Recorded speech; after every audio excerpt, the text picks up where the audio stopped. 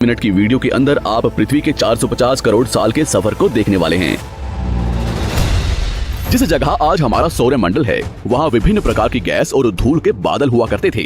वैज्ञानिकों के मुताबिक इन धूल के बादलों से दूर एक तारा हुआ करता था। वक्त के साथ साथ उस तारे की ऊर्जा कम होने लगी, जिसके कारण उसके अंदर एक विशाल विस्फोट हुआ। विस्फोट की वजह से अंतरिक्ष की ये धूल एक दूसरे से दबने लगी।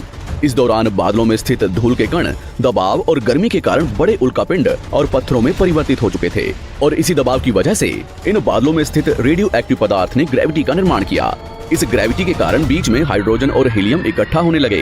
बीच के इस भयंकर दबाव के कारण एक विशाल विस्फोट हुआ, और इसी विस्फोट के कारण हमारे सूरज का जन्म हुआ। अंतरिक्ष में फैले एस्ट्रॉयड यानी क्षुद्र ग्रहों में भारी वजन की वजह से सूरज के करीब आकर सूरज की परिक्रमा करने लगे। धीरे धीरे इन्हीं एस्ट्रॉयड में भारी टकराव हुआ, जिसके फलस्वरूप मरकरी, विनस, अर्थ और मार्स जैसे ग्रहों का निर्माण हुआ। वैज्ञानिकों के मुताबिक उस वक्त पृथ्वी और मार्स यानी मंगल ग्रह के बीच थिया नामक ग्रह सूरज की परिक्रमा किया करता था। पृथ्वी पर ग्रेविटी होने की वजह से सूरज की परिक्रमा करने वाले एस्ट्रॉयड अब पृथ्वी की परिक्रमा करने लगे, और धीरे धीरे करोड़ों सालों तक ये पृथ्वी पर गिरते रहे। और ऐसी घटना हमारे पड़ोसी ग्रह थिया पर भी हो रही थी, जिसके कारण थिया पृथ्वी के और करीब आने लगा और आकर पृथ्वी से टकराया। इस भयंकर टकराव की वजह से पृथ्वी के हिस्से कणों के रूप में अंतरिक्ष में फैल गए और एक रिंग्स की तरह पृथ्वी की परिक्रमा करने लगे। इन्हीं परिक्रमा करते हुए कणों में टकराव होने लगा, जिसके कारण हमारे चांद का निर्माण हुआ। उस वक्त पृथ्वी पर सिर्फ एक ही समुद्र हुआ करता था, और वो था 1900 डिग्री सेल्सियस की तापमान पर उबलते हुए लाविका। उबल रही थी वो सारी चीजें जिसे आज आप अलग अलग नाम से जानते हैं। वक्त के साथ साथ पृथ्वी धीरे धीरे ठंडी हो रही थी, जिसके कारण पृथ्वी के भारी तत्व जैसे धातु और रेडियो एक्टिव पदार्थ पृथ्वी के केंद्र में जाकर इकट्ठा हो गए, और हल्के पदार्थ पृथ्वी की सतह पर आ गए। लाखों सालों तक पृथ्वी पर उल्कापिंडों की बरसात हुई, और इन गिरते हुए उल्कापिंडों में जमा था नमक, मिनरल्स और पानी। करोड़ों सालों तक इन उल्कापिंडों की बरसात होती रही, और धीरे धीरे पृथ्वी की ऊपरी सतह पानी से ढकने लगी। वैज्ञानिकों के मुताबिक यही वो वक्त था जब दूर गहरे पानी के अंदर निकलते ज्वालामुखियों से पहली बार सूक्ष्म जीवों का निर्माण हुआ। लाखों सालों बाद एक वक्त ऐसा आया जब पृथ्वी की पूरी सतह पानी से ढक चुकी थी। हमारी पृथ्वी के सबसे अंदर का कोर रेडियो एक्टिव पदार्थ से बने होने की वजह से हरदम गर्म होता रहता है, लेकिन जब भी पृथ्वी की ऊपरी जमीन ठंडी हो जाती है, तब पृथ्वी के अंदर की गर्मी बाहर नहीं निकल पाती, जिसके कारण ज्वालामुखियों का निर्माण होता है। और उस वक्त कुछ ऐसा ही हुआ।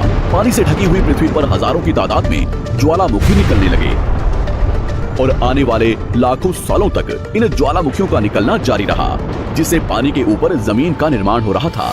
इस वक्त भी पृथ्वी पर वातावरण न होने की वजह से अंतरिक्ष से उल्कापिंडों की बरसात हो रही थी। आज से लगभग 300 करोड़ साल पहले पृथ्वी पर ऐसा वक्त आया जब पृथ्वी का वातावरण लगभग स्थिर होने लगा था। ज्वालामुखी निकलने धीरे हो गए थे, और पृथ्वी का एक दिन 12 घंटे का हुआ करता था। साल बीतते गए, और धीरे धीरे ये सूक्ष्म जीव विकसित होते गए और समूह में रहने लगे। आज से वक्त बीतने के साथ साथ धरती की टेक्टोनिक प्लेट्स में दरार होने लगी, जिसके कारण पृथ्वी के अंदर का लावा जमीन की तरह कई लाखों सालों तक खुला उबलता रहा। और यही वो कारण था जिसके कारण पृथ्वी के वातावरण में कार्बन डाइऑक्साइड की मात्रा बहुत बढ़ गई, और पृथ्वी पर एसिड की वर्षा शुरू हो गई। एसिड रेन की वजह से पृथ्वी का तापमान घटने लगा, और तापमान इतना घटा कि पृथ्वी के ऊपर स्थित पानी बर्फ में परिवर्तित होने लगा। पृथ्वी पर पहली बार भयंकर आइस एज आया। इस वक्त पूरी पृथ्वी सफेद बर्फ से ढक चुकी थी।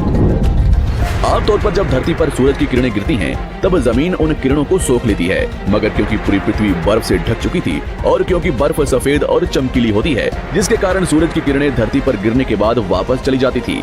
इसी कारण से पृथ्वी कई लाखों सालों तक बर्फ से ढकी रही, मगर फिर से पृथ्वी के अंदर स्थित गर्मी ज्वालामुखी के रूप में निकलना शुरू हो गई, और इन ज्वालामुखियों से निकलने वाली गर्मी ने बर्फ को पिघलाना शुरू कर दिया। इसी बीच पृथ्वी की गहराई में बचे कुछ सूक्ष्म जीव धीरे धीरे बदल रहे थे, और अब वो ऑक्सीजन को अपने शरीर को बड़ा और जटिल बनाने के लिए इस्तेमाल करने लगे थे। इस बीच पानी में अलग से भी छोटे समुद्री पौधे निकलने शुरू हो चुके थे।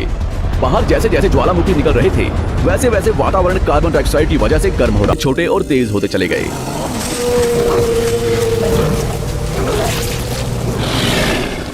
पृथ्वी की ऊपरी जमीन एक जगह इकट्ठी होने के कारण ज्यादातर जमीन रेगिस्तान और बंजर हो चुकी थी। ज्यादातर जंगल समुद्र के करीब हुआ करते थे, जिसमें डायनासोर्स रहा करते थे। आज से लगभग 20 करोड़ साल पहले पैंजिया महाद्वीप टूटना शुरू हो गया। पैंजिया के विभाजित होने की वजह से पृथ्वी की ज्यादातर ऊपरी जमीन पानी के संपर्क में आने लगी, जिसके फलस्वरूप पृथ्वी पर हरियाली बढ़ती गई, जिस वजह से डायनासोर्स और ज्यादा विभिन्न और विशाल होते चले गए। डायनासोर्स ने आने वाले लगभग 20 से 30 करोड़ सालों तक पृथ्वी पर राज किया। उस वक्त डायनासोर्स समुद्र से लेकर जमीन और आसमान तक पूरी पृथ्वी पर राज किया करते थे। इस दौरान अफ्रीका से टूटा भारत सीधे आकर आज के तिब्बत से टकराया और इस टकराव की वजह से हिमालय का निर्माण हुआ।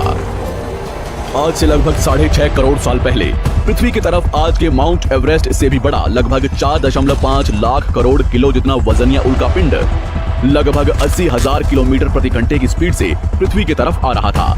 पृथ्वी की सतह को छूते ही उसमें भयंकर आग लगी और वो जलते हुए सीधा पृथ्वी से टकराया। इस टकराव से निकलने वाली ऊर्जा आज के 10 करोड़ परमाणु बम एक साथ फटने के बराबर थी। जहां ये उल्कापिंड गिरा, वहां के जानवर और पेड़ तुरंत भाप बनकर जल गए। गिरते ही पृथ्वी पर पूरी तरह धूल फैलने लगी, समुद्र में भयंकर बाढ़ आने लगी। भूकंप और आग ने पृथ्वी को जलाना शुरू कर दिया। कुछ ही घंटों में पूरी पृथ्वी के वातावरण में हानिकारक गैस और धूल की वजह से पृथ्वी नर्क हो चुकी थी। डायनासोर्स घुटन, आग और भूखमरी से पूरी तरह विलुप्त हो गए। इस वक्त हमारे पूर्वज जमीन के अंदर रहा करते थे, जिसके कारण वो इस विशाल प्रलय से बच गए।